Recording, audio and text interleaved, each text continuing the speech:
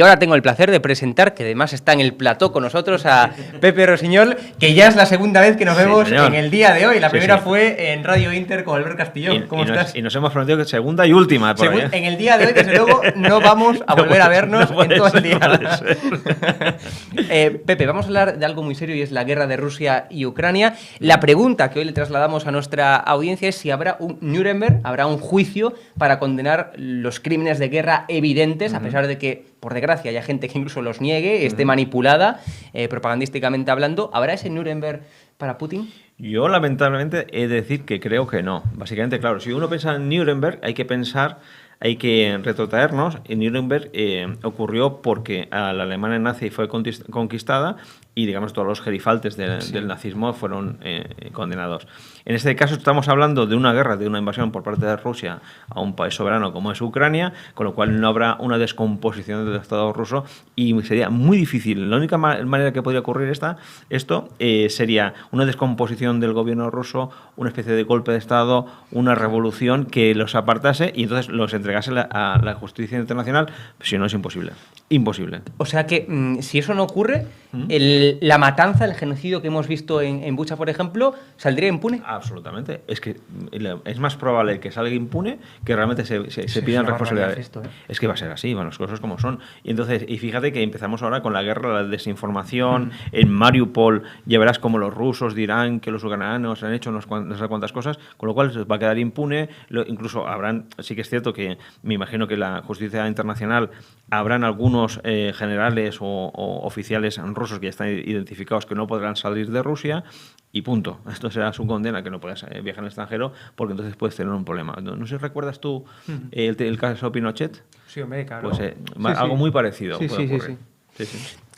Hablando de desinformación, yo creo que es algo muy importante porque uno de los principales enemigos de toda guerra es la verdad. Es decir, lo que se ve es desinformación por un lado y por el otro, pero está calando la desinformación rusa, llegando a afirmar, yo he visto por redes sociales cosas que dije yo, ¿la gente está bien o sinceramente es que está mal de la cabeza? O sea, lo digo así, claro, está mal de la cabeza, ¿no? Es decir, porque negar lo que es evidente, negar lo que periodistas, corresponsales, fueron al lugar, fueron a Bucha, vieron los cadáveres por las calles, sacaron fotos, vídeos, aparte de una era digital como la que tenemos ahora, que podemos acceder a la información al segundo, y que aún así haya personas, aquí en España también, por cierto, no solamente aquí en España, que se crean las mentiras propagandísticas de Putin. Es que, vamos, como bien dices, la guerra lo que primero que cae es la verdad. Entonces estamos en la niebla de guerra, ¿sabes? Que no sabes exactamente qué está ocurriendo porque hay un interés superior que es ganar las batallas, no estamos de acuerdo, lógicamente. Claro. ¿Qué ocurre? Que al final lo que se está conquistando es el relato. Sí. ¿Cómo se cuenta la guerra? ¿Sabes? En este caso, en Rusia está perdiendo el relato, ahora empieza a reequilibrarse por todo tipo de herramientas. Y ahora el relato lo está perdiendo Rusia. ¿Qué significa perder este relato? Tener que negar una cuestión. Y ahora Rusia está en posición defensiva diciendo que no es verdad lo que es verdad. ¿Qué ocurre? Cuando dice que no es verdad, el relato es distinto y hay personas que tienen ya un esquema mental, un marco mental establecido, que te puedes imaginar por dónde va, y lo único que espera es lo que se llama el sesgo de confirmación. Sí. Es de que solo quiere aceptar aquello que está reafirmando el relato que se siente cómodo. Esto nos pasa a todos un poco, ¿sabes? Entonces, ¿qué ocurre? Los especialistas en desinformación de Rusia, que ya vienen de una herencia muy pretérita, saben perfectamente qué frames utilizar para adornar ese marco y sentirnos satisfechos. Es decir, al final lo que están buscando básicamente son dos cosas. A los suyos justificar el por qué están haciendo una cosa y se queden tranquilos, éticamente y moralmente tranquilos. Y por otro lado, manipular sociedades democráticas para que presionen a sus gobiernos en contra de, por ejemplo, enviar armas. Claro. ¿Sabes? Es que todo tiene su sentido. Pero, si me permites, en la cuestión a veces nos confundimos la fake news. Claro. El tema es que antes que el fake news hay que preguntarse cuál es el objetivo último de este tipo de operaciones, y la fake news es la punta del iceberg y debajo hay una línea narrativa que busca sus objetivos. Que de hecho de ahí proviene lo que siempre decimos, esa cultura política de la no crítica, esa no opinión pública, mejor dicho, que existe en Rusia y que está haciendo que incluso rusos, como vimos el caso de Luis Ibaya, por ejemplo, esta mujer que estaba por todos los medios de comunicación hasta que se dieron cuenta que decía tonterías, pues claro, se creen este relato. Pero es lo que tú decías, viene de mucho atrás ya. Atrás, viene de reprimir, viene, por tanto, de exaltar ese patriotismo, que un patriotismo exaltado, y yo creo que es lo que define muy bien a Rusia, conlleva este peligro, y es que haya una sociedad acrítica que aplaudan, aprueben actos como lo que está perpetrando Putin. Sí, si me permite solo un pequeño matiz. No es patriotismo, es nacionalismo. Es nacionalismo también, es verdad. ¿Sabes? Ya sabes, es una diferencia para mí importante. Pero fíjate, yo creo que los temas de lo que hay en Rusia es propaganda pura dura, es 1984, es un gran hermano, que al final tienen una visión muy sesgada, es como un Corea del Norte, o sea, tiene una visión de la realidad muy segmentada hacia sus intereses.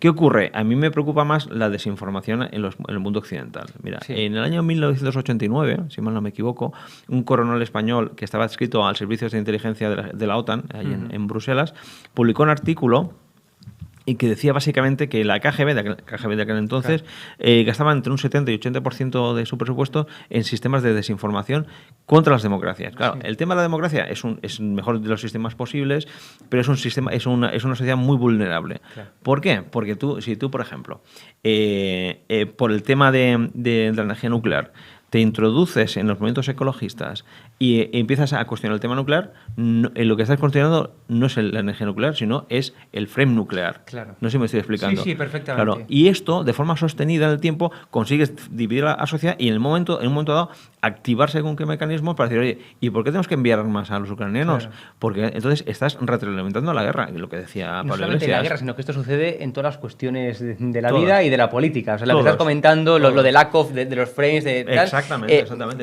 Evidentemente eso ocurre en política, claro. Lo han aplicado, lo aplicarán y sobre todo es lo que hemos hablado tú y yo ya en ocasiones, y es cuando estamos en un momento de crisis económica brutal, no solamente en España, sino que en España, evidentemente, por la base que teníamos, pues estamos muy mal, pero es a nivel internacional. Un momento en el que la clase media está desapareciendo y se está convirtiendo en clase baja media, ¿no?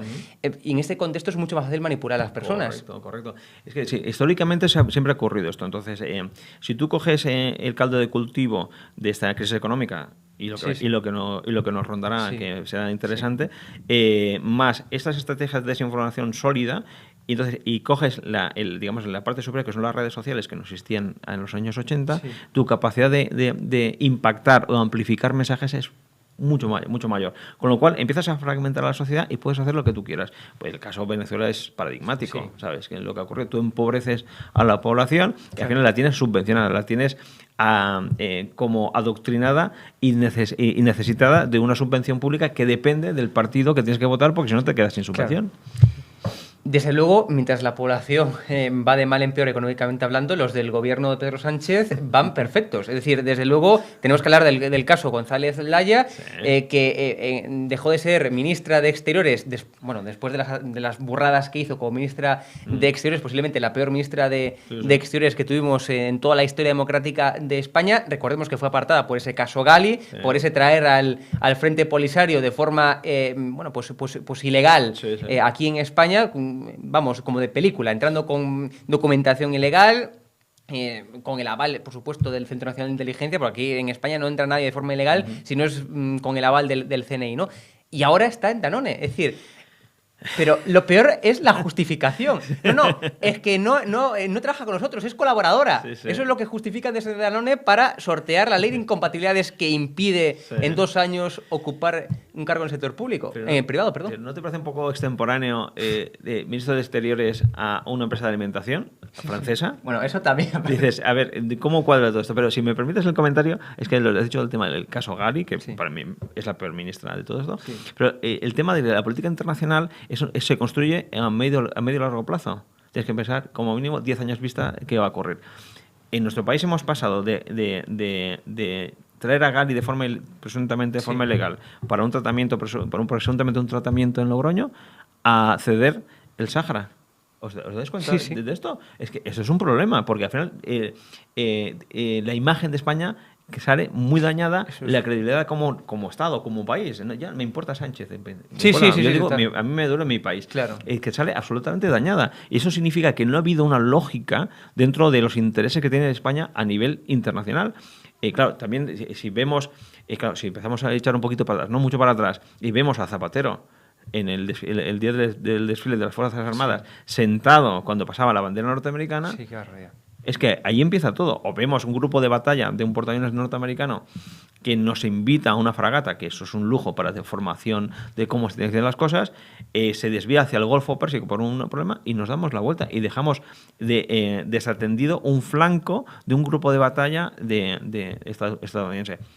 Ojo, Houston tenemos un problema porque Estados Unidos está basculando hacia otros socios. España es el único país, no solamente que tiene a comunistas declarados como tal, Alberto Garzón, que tiene un libro publicado porque soy comunista, o sea, más claro agua, como Alberto Garzón, pues el propio Enrique Santiago, que es secretario de Estado y que no aplaudió el discurso de Zelensky, recordemos, pero no solamente es el único gobierno de todo Occidente que tiene comunistas declarados, sino que además es el único gobierno de todo Occidente, de las democracias me refiero, que rechaza la OTAN, que rechaza a nuestros aliados, que están en contra, que digamos que potencian manifestaciones para ir en contra de la OTAN. Y luego es que Biden no nos atiende, es que Biden no nos concede una entrevista a Pedro Sánchez. Sí, una entrevista ni nos invita a aquellas reuniones donde se deciden cosas de mucho calado. Pero fíjate, si yo fuese muy mal pensado, que seguro que no será así, si yo fuese un país extranjero que necesito poner una cuña para mis intereses geoestratégicos en un país, subvencionaría según qué movimientos políticos y cuando llegue el momento me van a hacer ese favor de pues poner palos en las ruedas en mis acciones militares o distorsionar el relato de lo que está ocurriendo en una invasión ficticia. Digo todo esto para no tener ningún problema legal, pero supongo que se entiende lo que estoy diciendo. Sí, ironía. ¿Sabes? Entonces, claro, ves la actuación. Yo veía a Pablo Iglesias en ese programa que tienen... La base. Este programa absurdo que tiene y justificaban, no es que en el mundo hay 18 guerras activas y solo se habla de Ucrania y por lo tanto la culpa es de los medios de comunicación que enviamos armas. ¿Sabes? Oiga, el señor Pablo Iglesias, ¿cuántas guerras en el mundo activas, que las existe, tiene un actor que es el principal país que tiene más armas nucleares de todo el mundo? ¿Cuántas hay? Entiéndeme. Sí, claro. Es una forma de cambiar el marco, el foco, y después empieza... Claro, es que nosotros traemos a refugiados ucranianos porque tienen tez blanca y ojos azules. Si tienen tez, ¿sabes?